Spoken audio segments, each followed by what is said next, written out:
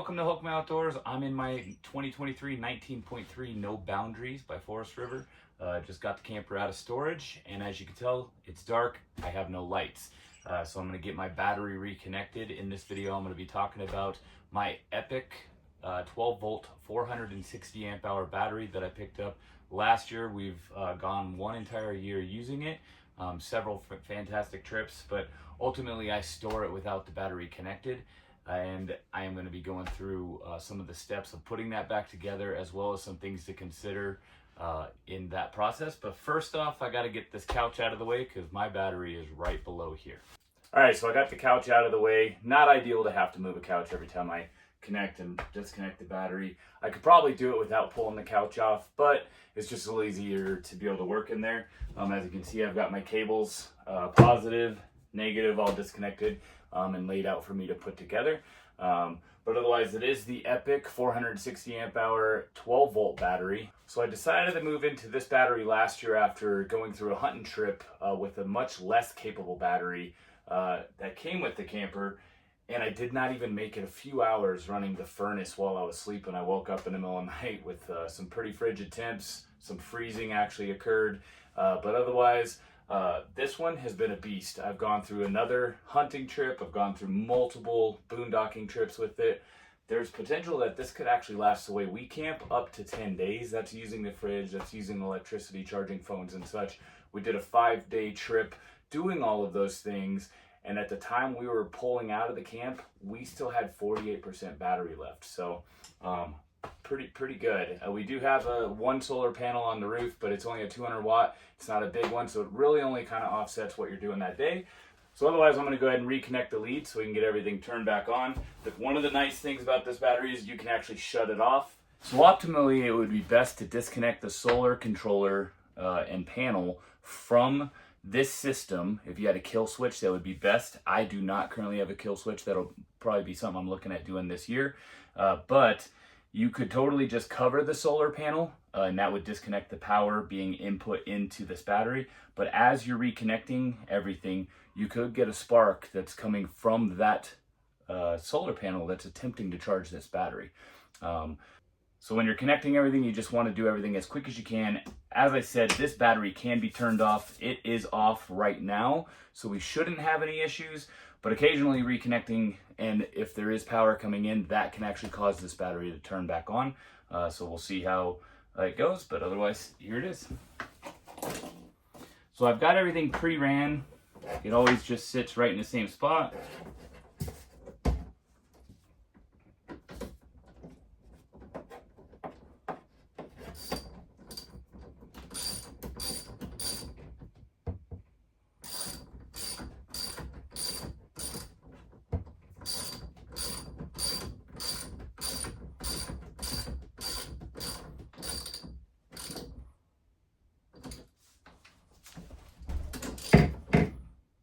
You don't want to over torque any of this. You just want to make sure that it is tight. This is a vehicle that bounces around, of course, as you're towing it, but you don't want to cause any type of damage by over tightening them. There's probably an exact pressure that you could get it to, but otherwise I'm just getting it to just tight.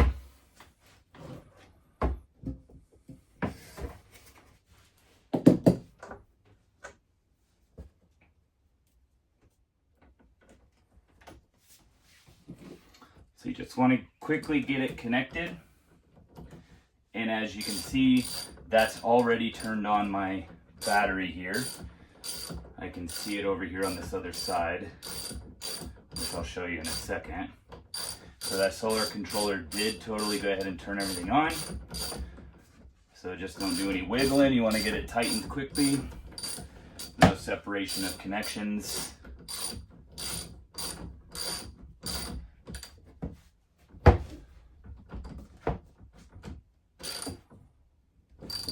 All right, so there you go. Everything is reconnected. I'm back on power. I can see that here. It comes with a little mounted reader that you can run from this little wire here. This little wire here gives you both a power button where you can turn it off and on, which you can see it. That green button there, it's a green lit one. So if you guys decide to upgrade to a lithium style batteries, there is some things that you need to consider. It took me a ton of research to figure out how to do it. The actual first lithium battery I attempted to use did not work at all for me. But this one was no hassle, instant install. It worked, it just worked. But some of the things to consider is your system might not be capable of charging a lithium battery. So you want to dig into what you have, what style inverter, what style charge controller you have. The one that I have is a WeFco, and it actually had an auto detect function. Some of those might not actually work, and there is a patch, there is a fix for that, for that auto detect, for it to detect a lithium, in which you actually have to send it off to WeFco, and they will do it. They'll do that for you for free, at least at the time they were, but you would have to do that during some downtime that you would mail it to them. So I thought I was going to have to do that because my charge controller was not switching. No matter what I tried to do, everything that I attempted to trick it into switching, it would switch for a second, switch right back. So I ended up giving up on getting it to work and just settled into the fact that I was going to have to send it back to WeFco. I set that all up, and then I went through my normal year of camping. Well, after my summer of camping, it actually ended up just switching one trip, and it's been there ever since. So I'm actually good. But again, that is something that you want to consider. If you don't have one that's capable of charging a lithium battery, it will still charge it. It just won't charge it to full. It might get to about 80%, I think is what they say. If you have a solar panel on top, that will actually charge it to the rest because that's on a different power supply than your home. So the only thing that won't charge it is being plugged in at home, being plugged in at the campsite. Those unfortunately will not charge it to full, but the solar panel does. So that might be a workaround for you. But again, mine works if you have the right equipment. I didn't do anything besides just use the equipment that my camper came with.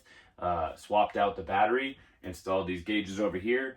And this thing, like I said, has been an absolute beast. I've gone multiple camping trips without needing a generator or anything like that. I've gone hunting without any issues. This thing is also self-heating. So with the lithium style battery, you can't put a charge into it if it's below a certain temp, which you could totally drain it if it's cold, but then you can't refill the power. So in a cold camping situation, as long as you have your camper heated, that wouldn't necessarily be a problem. But if, say, for some reason your camper had been cold all day and it used up the power, you come back from the field or whatever, and you go to try and turn it on, put the generator on or whatever, it would not receive a charge. With this one though, it is self-heated, so it can bring it back up to temp and then receive that charge. So another really awesome feature with this. When I got mine, I was able to get a discount code. I'll see about getting you guys a discount code to put in the link for you to be able to access. It was about 10% off when I did it. I think they are now $2,200, so it would basically be your taxes. And I believe it had free shipping at the time as well. But I did some initial emailing back and forth with the company before I even purchased this product with Epoch, and they're awesome. They responded so quickly, and it was one of the guys higher up in the company, at least as far as the signature said. But they were so spot on with responding. They answered all my questions, super ready to help. And then they actually provided me a discount code upon me asking. They did give me a discount code. I went ahead and bought it, and I couldn't be happier. In the future, I might look at increasing my inverter so that it can power some more powerful products. Right now, my microwave doesn't work, the air conditioner, of course. There's some workarounds and things like that you could do. But for the style of camping we're doing, it does everything. It does all of our power, charging our phones, runs the fridge, runs the furnace, runs absolutely everything except for that microwave and that air conditioner. If you guys are considering a new lithium battery or considering Epoch, I do support Epoch. It's awesome. I tried a Lithium thinking I could save some money. I regret it. It was a pain in my butt, unfortunately. But this one just worked. It was awesome. All the peripherals that you get that just kind of link to everything easily is amazing. There's also a app that you can tap into this thing. It'll give you your battery readout. It'll give you a bunch of the current settings, like what your current drain is based on the power devices that you have pulling from it. It'll show you what your charge is. It's pretty intuitive, and it's super easy to be able to check your battery levels just from your app. So this is a nice quick glance, but you get so many more features from that app, and that app is Bluetooth, so it works when you're out with no phone service or anything like that. It still connects perfectly. Another awesome feature that this thing has. It shows you the balance of the cells. It shows you the life of the cells. There are so many things in there. Epoch has done just a fantastic job with this battery. You know, I don't know a lot about how all of these things work necessarily. I've done a lot of research trying to choose this one. But for just a weekend adventure style guy myself, again, not having any experience with this stuff, I was able to get this thing moved from the outside into the inside, connected without a problem, all by just looking up their website, their manual, hitting them up with a few questions. Super easy.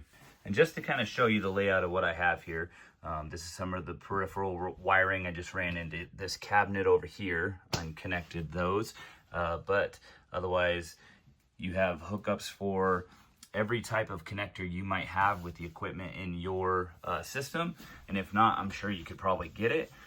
And then this is my inverter, but otherwise all I did was remove the outside marine battery that I had. I took those wires, disconnected from here that ran into the inside. I bought new wiring in the correct gauge, of course. I had to get wiring for the charge controller to run out to the shutoff. Ran this out to the everything out to the shutoff as normal, like your shutoff switch that you have outside if you have one of those. So I didn't bother to move the shutoff switch. It's still outside, but I then was able to run all this wiring inside. And with a battery like this, you don't have to worry about any type of gas output or anything like that. It is safe to be inside the rig, but of course, do your own research on that. All right, so this is a view from inside the app for the Epoch battery. As you can see, it's got your current percent of charge. It has your current amp hours. That's typically what I refer to when I'm using it. But right now I'm at 322 out of 460. It would also show right here your volts, the current amount of volts that are coming in. Each cell, where they're at, that they're balanced. You can see that the ambient temp, all of that stuff. As I said, this does have a heater in it that it controls and makes it so that it can continue to receive a charge even when it's cold. But otherwise, this battery is currently run just in parallel because there's one battery.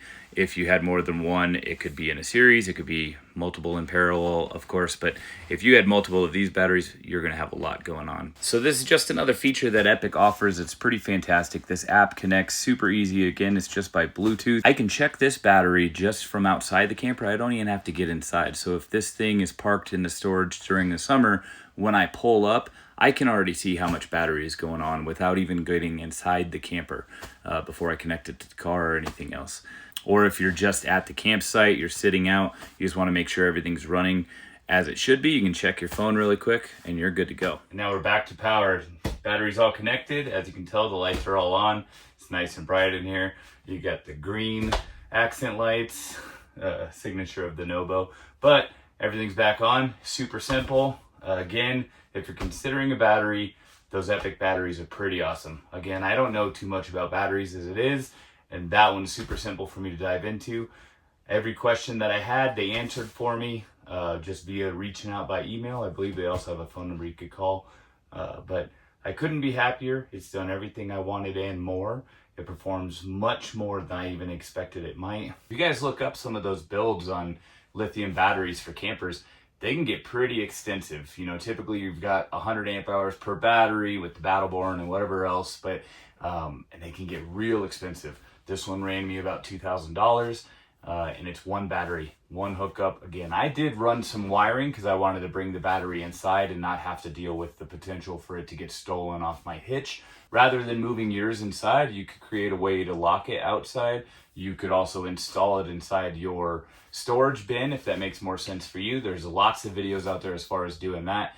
But for me, it made plenty of sense to just go ahead and move it inside, and it worked perfectly. Again, it took me a bit of time and figuring out to run those wires and everything that went into that.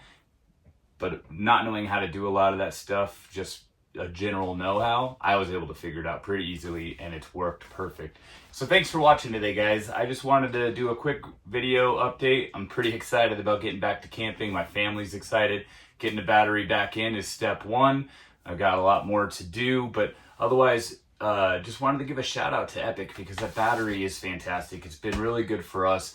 We only needed one battery to cover everything we needed. If you like this video, please like and subscribe. I've got a lot more content that's going to be going into this outdoor channel, from hunting to camping to camper maintenance to just any type of stuff that happens outdoors. All right, so got a lot of trips planned that we're going to be filming, from Yosemite to Crater of Diamonds in Arkansas to Great Sand Dunes National Park. Lots of stuff that we're going to be filming on those, just giving our input and opinion of what we thought of those sites. And as far as hunting goes, I'll have a lot of hunting videos and some camper preparation stuff that I do for that. We're a little earlier for that, but I'm very excited for hunting season, so I can't wait to be doing those videos. But yeah, so if you like what I'm doing in these videos, please like and subscribe. Put your comments in the bottom if you have any questions about the battery, anything that I can help or point you in the right direction. If you have any suggestions of things for me to do in the future, put that in there as well. Otherwise, again, thank you for watching, and I'll see you on the next one.